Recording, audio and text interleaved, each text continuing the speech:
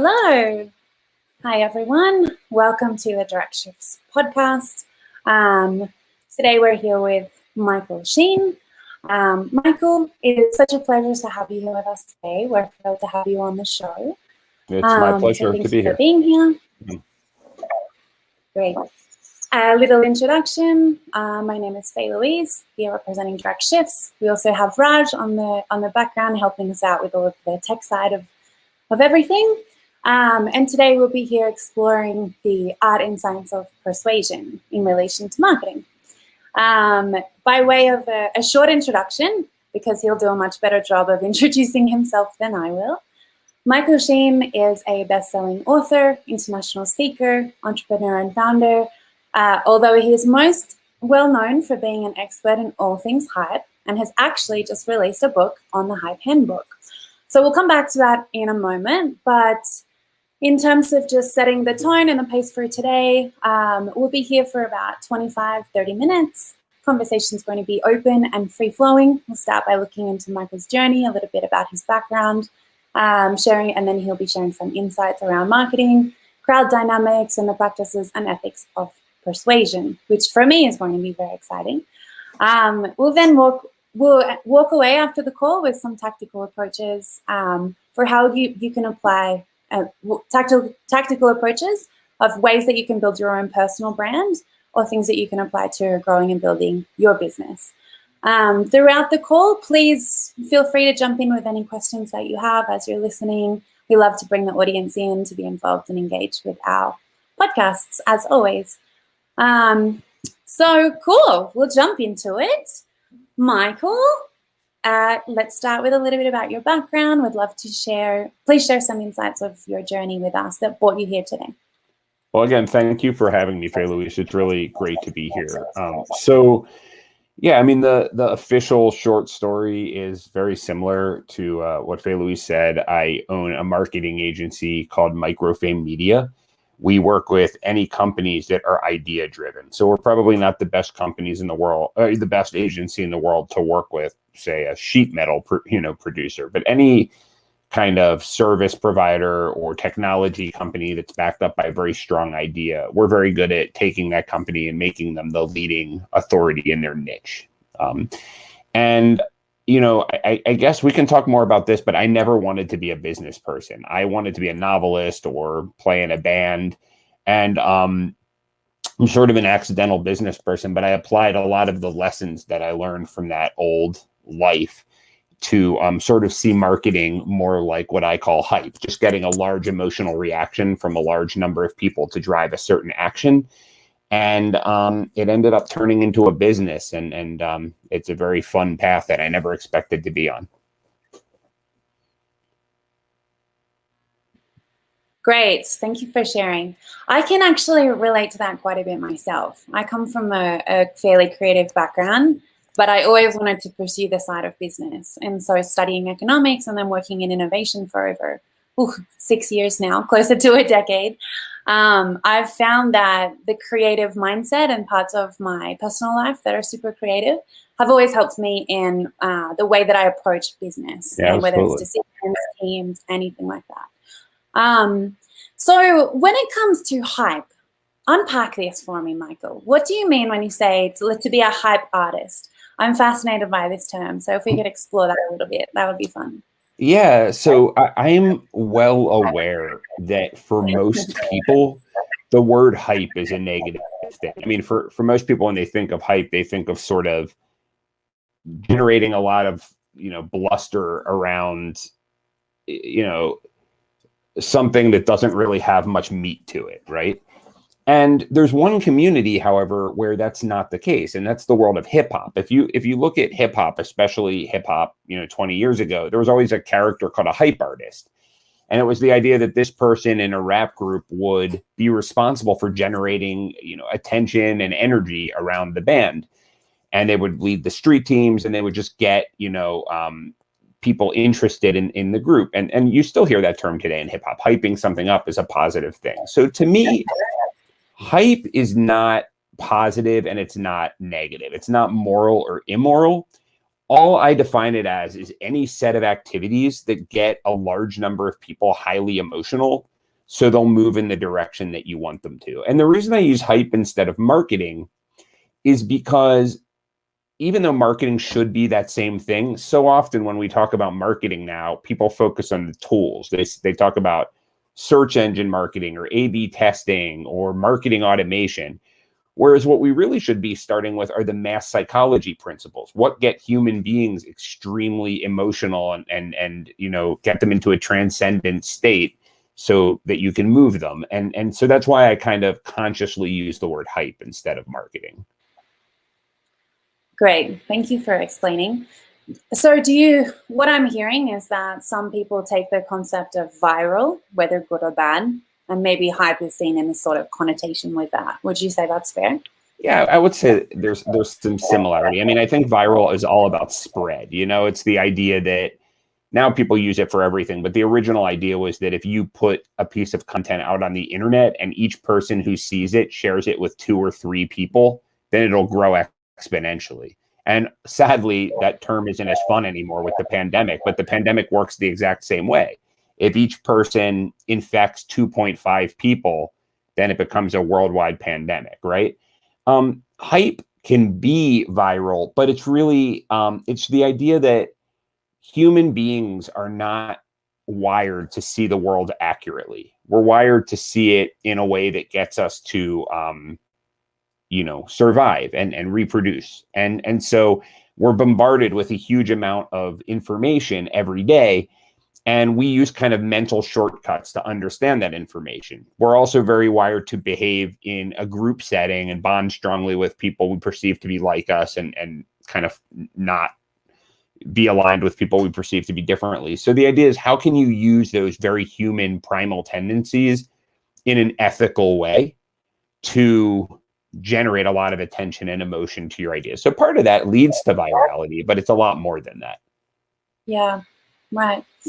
Then that takes me into a really interesting area, I guess, which is the pandemic. So as you mentioned, humans are very emotional creatures. We are very social, and we do need to be a part of a group or feel a part of something. And I think that's what a lot of business is. Business now, people have to feel really connected to what they're doing and building and be a part of something for it to have meaning and purpose in their life. That's absolutely the point for me. Sure, 100%.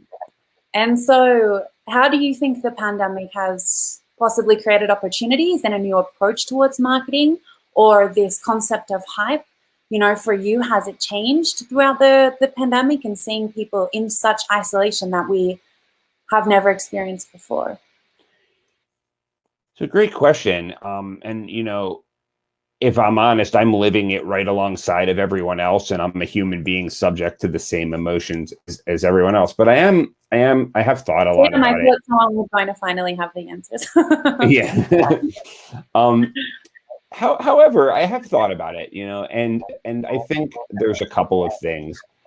I think on one hand, if my concept, the way I define hype, the way I see hype, if it's about anything, it's about seeing the world the way it really is, rather than how you wish it were. A lot of times people will say things to me, well, I don't want to learn about people's inaccurate way of perceiving the world and getting them emotional and worked up about something, because I shouldn't have to. My work should stand on its own merits. I shouldn't have to learn from unsavory individuals.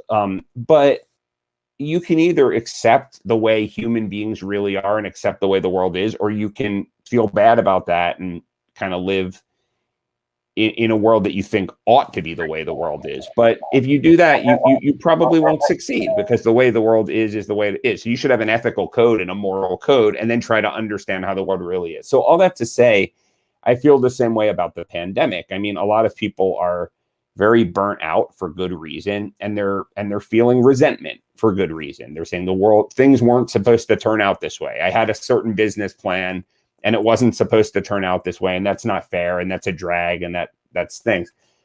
But it turned out this way. I mean, things happen. I mean, and so it's a function of, can you find opportunity in that less than ideal situation? And then I guess on a purely like subject matter level, a lot of what I've studied for this idea of hype is about crowd psychology. So it's about, how do humans behave in crowds differently than they behave as individuals?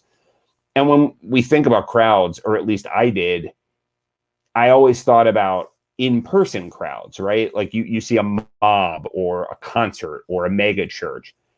It turns out, though, virtual crowds behave a lot like in-person crowds. You get the same positive and negative sort of irrational thinking. And the pandemic has accelerated that because we've all been trapped at home. So you might think, oh, the mob mentality is going away, the crowd mentality is going away. But if anything, it's accelerated. Yeah, interesting point, actually. And for me, I think everyone's had a different experience with how the pandemic has affected the way that they work and the business that they run or the business that they work in. And in my experience, I saw a lot of people were either growth mindset and mentality from day one through this pandemic, and then others had to sort of adapt and adjust to it a little bit more with a little bit more time. Yeah. But one question I have for you, Michael, is around this concept of persuasion and the ethics of persuasion. So what, in your experience of studying the concept of hype and all the different ways that the research that you've done to build out this book and this career path for yourself, where do you see, in your experience, the fine line between storytelling and persuasion? And maybe they overlap in a few different ways, but in terms of creating that emotional connection through marketing tools or brand building, where do you see the roles of storytelling coming into play and then persuasion? I feel like a lot of these terms are exactly that. They're just terms. So persuasion is the way a certain group of people have defined, I guess, getting, individuals to do what you want them to do. Storytelling is just that. It's telling stories. But a lot of marketers of recent years have figured out that people respond better to stories than they do to hard, cold facts. And then hype in general, I tend to define more as sort of a bigger picture thing, like getting large numbers of people to follow you. But these are all artificial designations. There's a lot of persuasion in hype. There's a lot of hype in persuasion. There's a lot of storytelling in both. So, I think that, I guess that's where I would leave it. I think that they're really all just people's definitions, and I think that we use definitions because they're useful in understanding the world, but ultimately you've got to get under the hood a little bit and figure out whatever the person teaching persuasion or influence or hype or storytelling, what do they really mean? Because storytelling means something different to one person than it does to another, and all those other terms are the same, I believe. Yeah, thank you. Absolutely agree. And then, so I'd love to learn a little bit more about your book. So were there any specific events or catalysts that led you to deciding, okay, I'm going to do it. I'm going to write a handbook on hype. Would love to learn a little bit more about that. Yeah, let me see if I can give the short version of this story. I mentioned before that I was an artsy kind of young person, and in particular, when I left college, I told my parents, to their very deep dismay, that I was going to go to New York and be in a band and like try to like change rock and roll, which is ridiculous. But I was 22, But our band was kind of like came out of the punk rock movement, and we were also into things like Bowie and Devo, and these were all very theatrical and mischief making kind of movements. So like the thing about punk is that it was all about getting attention. It's all about getting people worked up into emotional state and rocking the boat and that sort of thing. So even though I never became a rock star, we did better than I think my parents thought we would. And most of that was because we hyped things up, and we didn't know from the word marketing. But we would say, let's hype up this show. We would say that a lot. So like, for example, we got ourselves onto Showtime at the Apollo, which for the non-American viewers is a show that takes place at the famed Apollo Theater, where if they don't like you, they take great pleasure in booing you off, you know? And we knew we would be booed off. We were like exactly the opposite kind of music that they liked. But we got ourselves on for that purpose, and we got a lot of attention. We used to put posters up that said, Dave Matthews must die, you know? So we would do these very attention-getting things. And we built up a big following. I mean, we sold out Arlene's Grocery a lot. We had a residency. We were on the cover of New York Press. But when that whole thing folded and broke up, I got a corporate job. And I ended up being there for about 10 years until I couldn't stand it anymore. And eventually I left. And I had this idea that I was going to be a corporate copywriter because I was a good writer. I'd always been a good writer. And I figured that if I could write business material, I was good, so people would hire me, and that was it. And it turned out that I had a really hard time getting clients. I tried all the typical marketing. I tried SEO. I tried just everything you could think of that was standard marketing stuff, and it didn't work very well for me. And then at a certain point, I actually walked by that club, Arlene's Grocery in New York, and I remembered what we used to do, and I was like, I used to be a good marketer.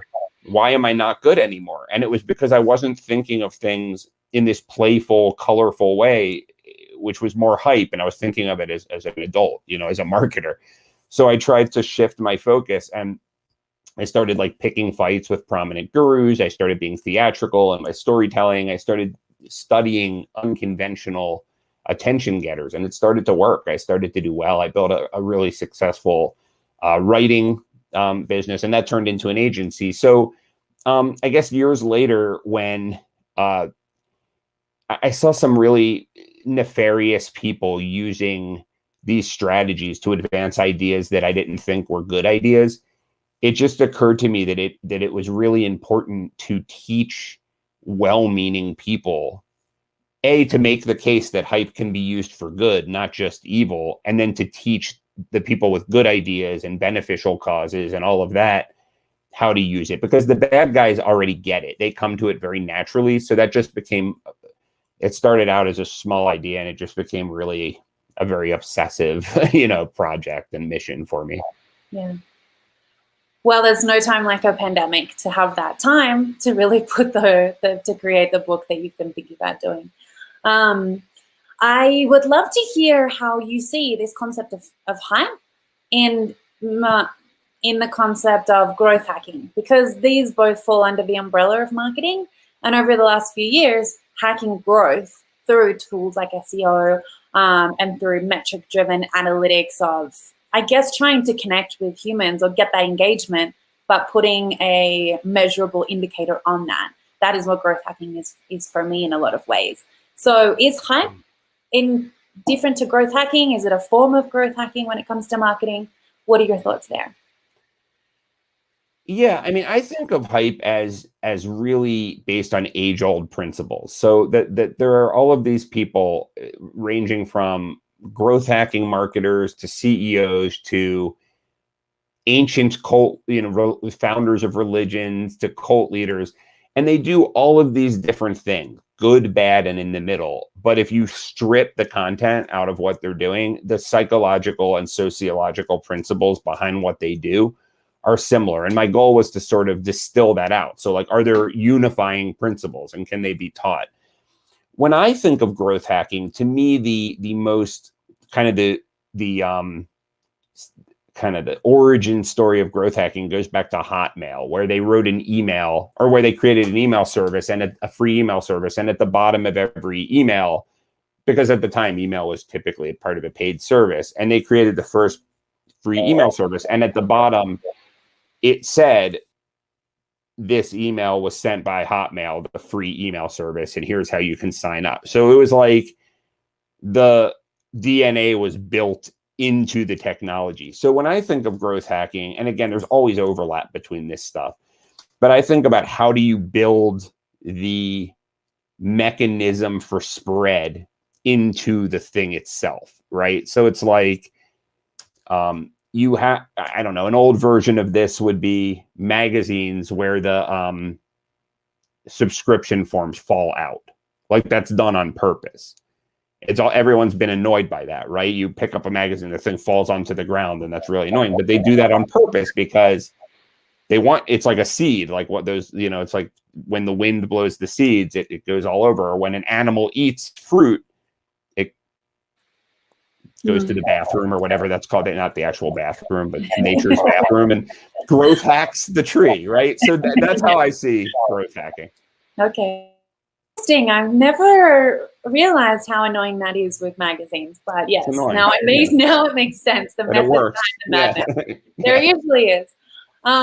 So are there any other, for our audience listening in, and then for myself as well, are there any tactics or strategies or tools that people can use that you would recommend, maybe top 3, anyone who's building a business or their own personal brand that could apply to those now in this concept of hype?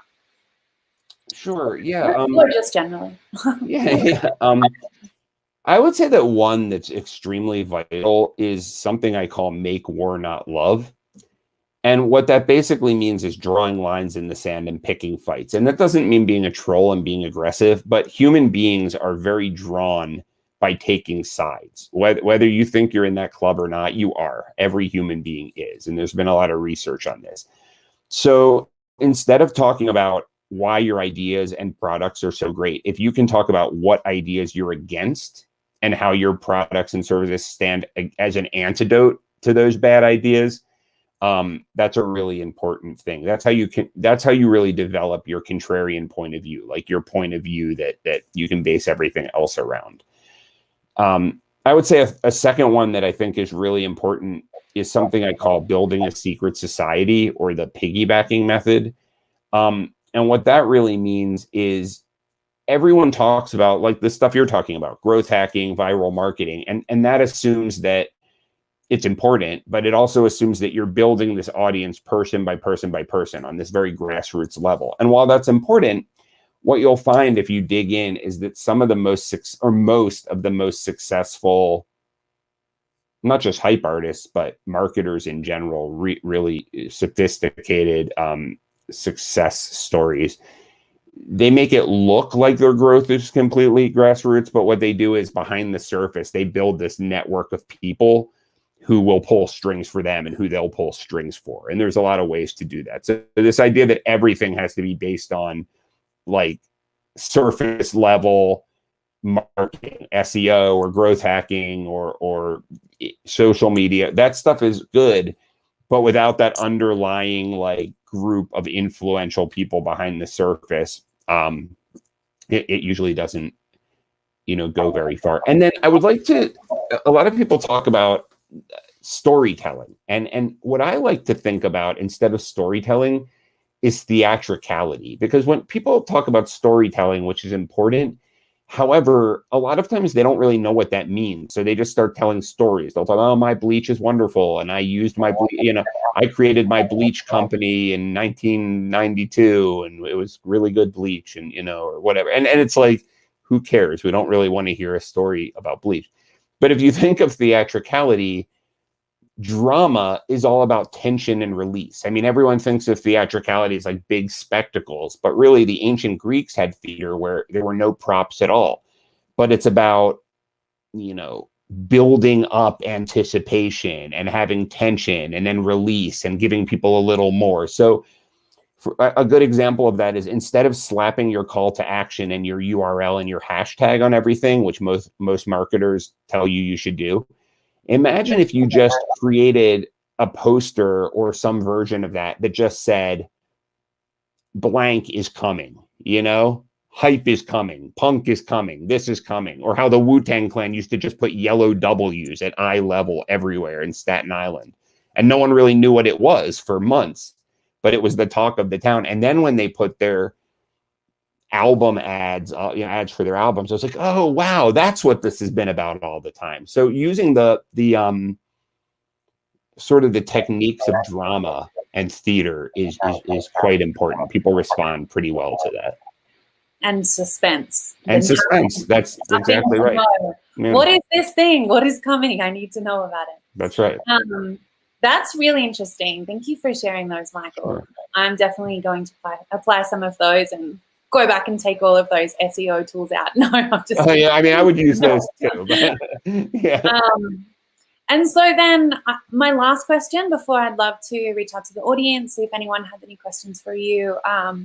But if we look at the world of health tech and in med tech, or just the medical field and profession, which has been under so much pressure with this pandemic, anyone that is working in telemedicine or telehealth or teletherapy and working in such an is used to working in a very intimate profession with people at such a close level of human connection, that are patients that are sick or whatever, them being in a virtual setting and then applying these tools, whether it's to their business or to their personal brand as an independent practitioner, and still being ethical, not just creating some concept of trying to get attention, but being very careful in the way that they do it, especially in a sensitive field like medicine.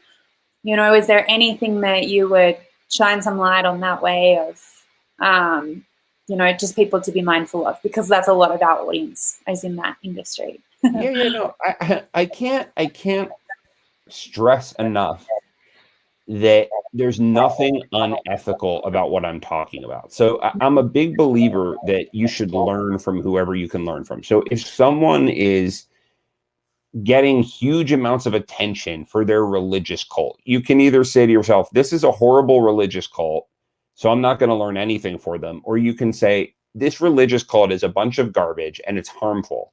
Yet, the leader of this cult got thousands of people to follow this ridiculous belief. What is going on there? I mean, how did they get it? And is it just because people are idiots? It's usually not because people are idiots, right? Is it because, well, let's think about it. Did they use theatricality? Did they use, picking fights with ideas? Did they use these things? And then you can say, okay, I have an ethical code, right? My ethical code is I don't deceive people. Some hype artists do, bad hype artists. I don't lie in my business. I mean, we all have lied in our lives, but we're rigorous about never saying anything that's not 100% true. So can I create hype without lying? Can I create hype without disclosing people's health information? Because there's nothing moral or immoral about any of this stuff. It's just about mass psychology. And I may use colorful examples to prove the point because it's more fun. But my whole thing is, if something can be used to sell garbage, imagine what it could be, what that same psychological, those same psychological dynamics could be used to sell something worthwhile. And I think the people doing great work in the world, which include many people in the healthcare business, owe it to us to more effectively drive attention to their products, and not their products, but their services, their products, their platforms. Thank you for that. Sure. And I think it's just, a lot of people, a lot of things are red tape. It's quite taboo in the way that you promote yourself if you're a practitioner or something. So as people need to look at these new technological or innovative tools of how they can do that, in my experience, people have often been a bit receptive to things that are maybe very new to them and a new way of attracting attention. But I completely agree with you. Sure. I would say I'm going to add a caveat then to that. Remember, the threat is not only, there are two kinds of threats. One threat is that you're going to take a risk and lose what you've got. But the other threat is that you'll be disrupted. So the world is changing very quickly. And while you might be doing perfectly fine with the techniques you're using, imagine if someone comes up with a new solution who's very good at driving emotion and attention to that solution. And I can give you 10 examples of where that's happened. You can be put out of business overnight if you're not armed to be forward thinking and new. And that's not just about hype. That's about anything. People will say to me, yeah, there's a lot, same way what you're saying. It's red tape. We're a very slow moving industry. We're doing fine how we are. Okay, that's nice. But what happens when the new player comes in and you haven't done anything new in 5 years. I mean, I'm seeing that with the publishing industry now. They've done things the same way for many years. They're slow moving, that, you know, this and that. And you have all these hybrid publishers coming in, and Amazon and this and that, and just killing them because people say, well, you know, we're a hollowed tradition. So, you know, it's a choice to make, but you don't want to turn into Blockbuster or Kodak. Absolutely. And my favorite economist, which actually was responsible for changing my career in finance over to economics, was Joseph Schumpeter. Not sure if you're familiar with him. I'm not, yeah. His concept of creative destruction is yeah, I am familiar with that concept. That's right. So you worked with him directly? No, I didn't. I studied him, and I wrote about it in my papers. That's cool. I'll have to read his work. That's a great concept. No, he's great. Yeah. He was essentially is known as the founding father of innovation as a concept. That's fascinating. But I think for me, I could chat with you for hours and ask you a million questions. Yeah, I'm enjoying it as well. Let's see. I want to hand it over to the audience, and maybe Raj can jump in here. Raj is our content wizard that helps me with all things on the back end, the technical side. Raj, do we have any questions from you or from the audience? I think Sai mentioned that there's a couple of questions. Yeah, I mean, what Sai had mentioned is about the pathologist interview, but Michael, I have one question. Thank you so much for the valuable insights, the golden 30 minutes which you had shared with us so far. Now, this question would be again for mainly clinicians and the hospitals. Now, we know lots of the hype marketers in the world of social media, like the way you mentioned. Now, if a clinician or probably if a healthcare leader needs to take that approach of being a hype leader, or probably he wants to impact millions of lives in the world of marketing, can he use the same strategies which you mentioned in the Hype Handbook, or do you have anything specific for clinicians or somebody in the healthcare space? I mean, again, you know, these strategies are about pure human psychology. I use the word hype because it's a way for me to attract attention and sell books, you know what I mean? But really what this is about is that human beings are wired to respond to stimuli in the same way over and over again.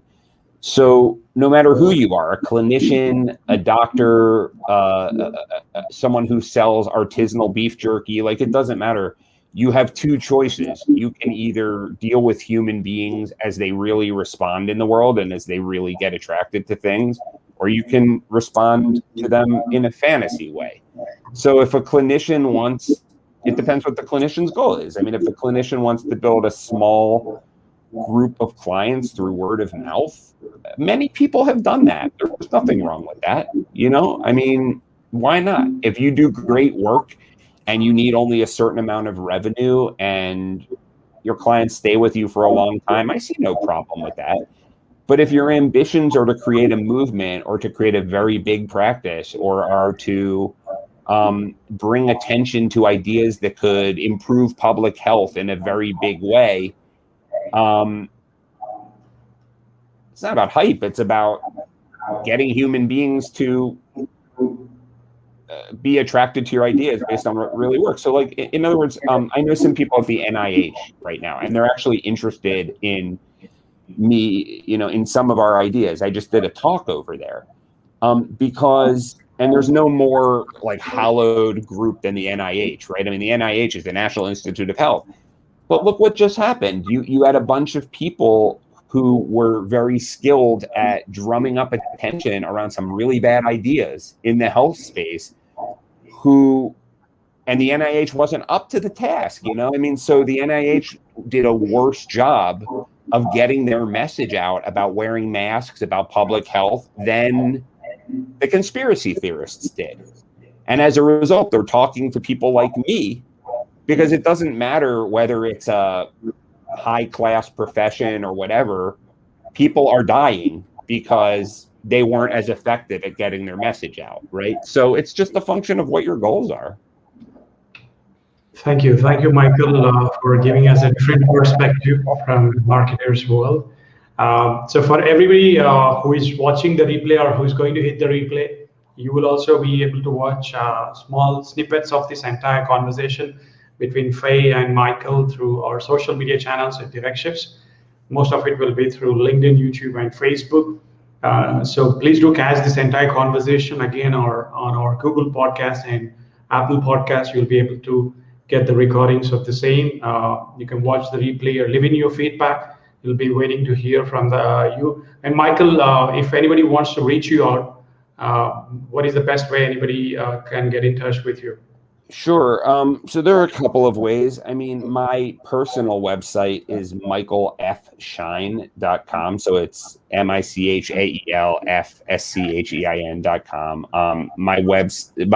You can always email me. My email is mfs@microfamemedia.com. Obvious. The other thing is, I read a lot of very weird books. Everyone reads kind of the typical business books like 7 Habits of Highly Effective People, and they're all very good.